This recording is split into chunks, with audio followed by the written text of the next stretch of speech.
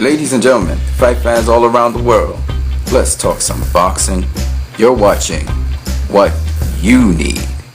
Alright, so we're going to look at rankings in boxing because I've realized that a lot of people don't really understand or appreciate what that is about. I've heard some people say, and some people who also even claim to know about boxing, they said that the rankings in different organizations, one, they're corrupt, and two, they don't really mean anything. And that's the furthest from the truth.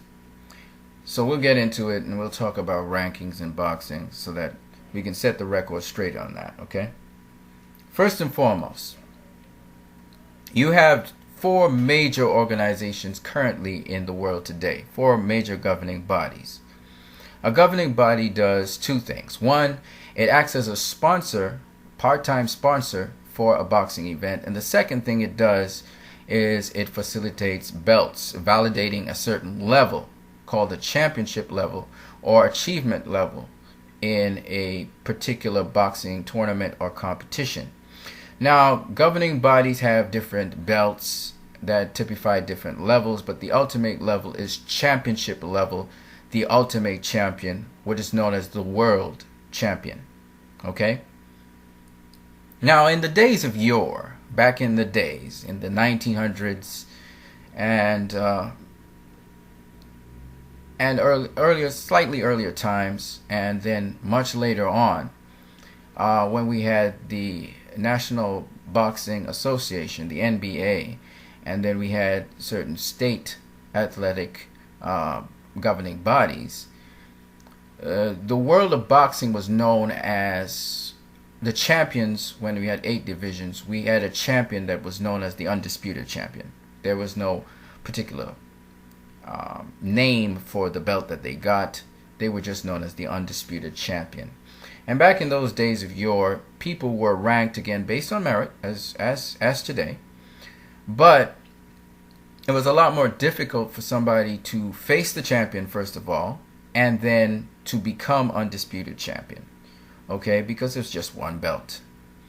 However, it's the same system today, except that you're not going to become the undisputed champion. You will become a champion in a governing body. Of course, the oldest governing body is the WBA, which came out of the NBA, which is the World Boxing Association. The next oldest is the WBC, or the World Boxing Council. Those two later on became the two major belts, and an undisputed champion was someone who held both belts. And now in this era, we have 4 belts. We also have the IBF and WBO, which came in the 80s. And so it's increasingly more difficult to become undisputed champion because you have to hold all 4 belts to be recognized as the undisputed champion. And very few people in this modern time of the 90s all the way up to where we are at present have become undisputed champion. One of them is Bernard Hopkins. And I think that's about it. Vladimir Klitschko is trying to become undisputed champion as well. Alright, so it's increasingly difficult in this age to become undisputed champion. So that whereas it was difficult to get the opportunity to become undisputed champion and just beat one guy and become the undisputed champion, now it's difficult to just get all 4 titles from all 4 sanctioning bodies to become undisputed champion. It's actually harder now in some ways than it was back then. Now, let's talk about the ranking systems.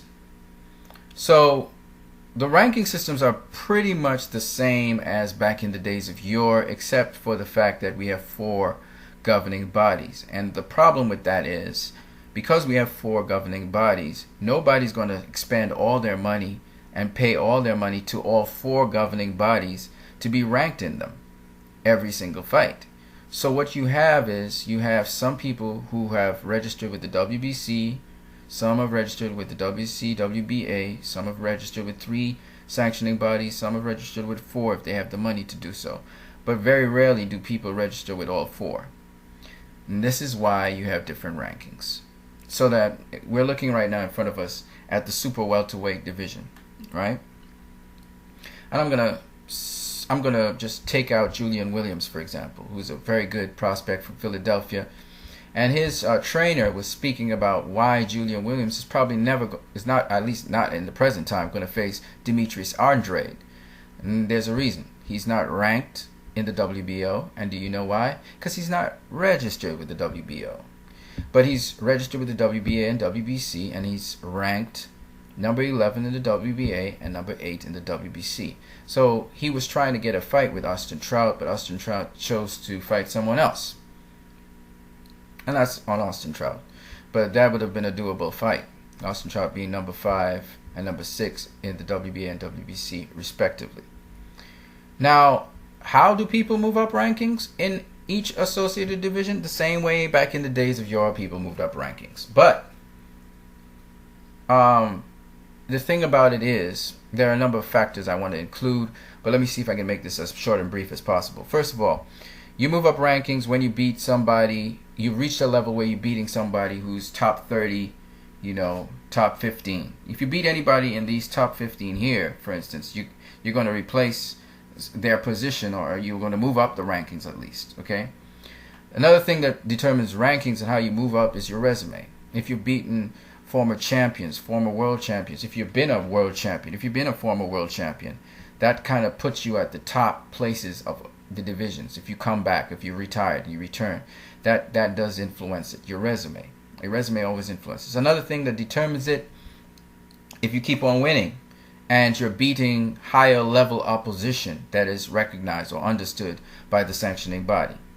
And the final way is when you are managed. Now, if you ever listened to Brian Jennings, he says, I am only interested in fighting opponents that will give me a shot at the title. So Brian Jennings basically fights specific opponents which will help him to move up and get a title shot. So that's what Brian Jennings is doing. He's not just fighting anybody and everybody. Okay? And it's always important to understand that it depends on what opponent you pick. And this is where the role of your promoter and also your manager, it plays a key role in who you pick to fight. The manager, promoter, the matchmakers will determine what level of opposition you need to face to get you to the next level, to get you to become a contender, to get you to become someone in the top 10, top 15.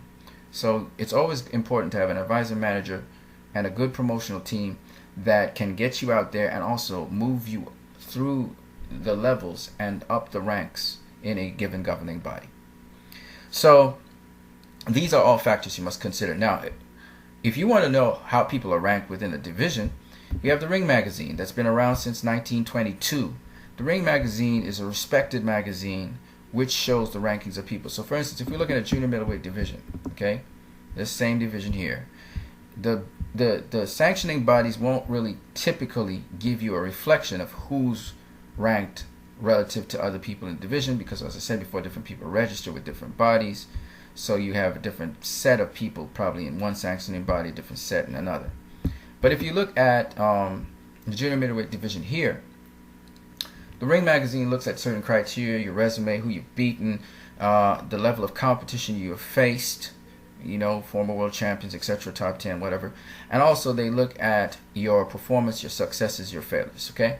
So after pulling all that information together, you can see here that this is more of a true reflection of what happens in the division. You have Floyd Mayweather Jr., who is the #1 guy. He's the Ring Magazine champion. Then you have, makes sense, Canelo Alvarez, because he beat everybody else except for Floyd. Arislani Lara is #2. Austin Trout 3. Jermell Charlo. Vanes Martirosyan is 5. The 5th contender. Cornelius Bondage is 6. He has a world title.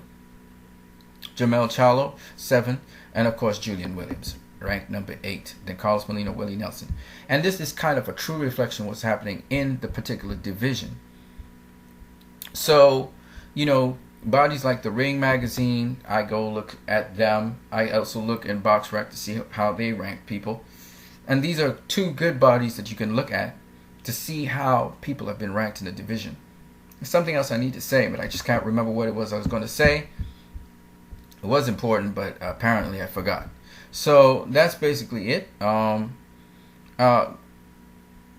So when you're looking at overall, oh yes, I remember now.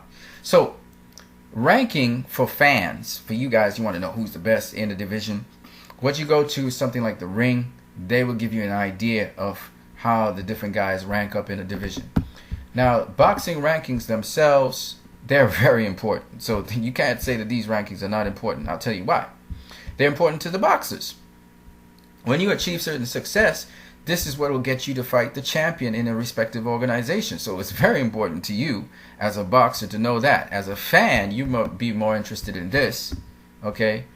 But as a boxer, you're very interested in how you're moving up in the given governing body. You're very interested in that. That's your whole goal, okay?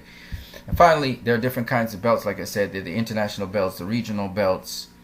And the regional belts, what they do is they move you up a level closer to fight some, the top 30 competitors that are out there, contenders. And then when you get to the international belt, or you get to the interim title, or you get to a regular belt, then that gets you to fight a wider pool of people. The international title, for instance, moves you up. It's kind of like an interim belt that gets you to get to a title eliminator, and then from there to the championship level. Okay? And Manny Pacquiao had several of those. So you see that boxing organizations, which are spread all around the world, they are able to help the boxers to get their levels of success. The belts kind of typify levels, so the boxer knows, okay, I'm at this level now. Now I can shoot for this level, and so on and so on and so on. Even the championship belts really just tell a person that they're a champion. Finally, I wanted to just talk about this one thing. When somebody skips levels, or they rise too quickly, when they become world champion, for instance, Leon Spinks, for instance, he beat Muhammad Ali in his 6th fight, I think it was. In his 7th, he lost, and then after that, that was the peak of his career. Everything went downhill because he didn't know how to maintain that level of championship level, because he had skipped a number of levels to get where he was at. When you skip levels, what happens is you're not prepared to fight at that level, because every level you go to, you should be tested the level before so that you can maintain that level. And even if you do fall a little bit from the championship level, you should be able to still stay at a contender level. So it's not good to skip levels and try and go to a higher level. Now, I don't remember if I told you guys to check out my videos on levels in boxing, but you can go check out my videos on levels in boxing, and they will tell you some more fill-ins of the stuff that I couldn't tell you right now. Well, that's it for me. I got to stop right here. You guys have a great one.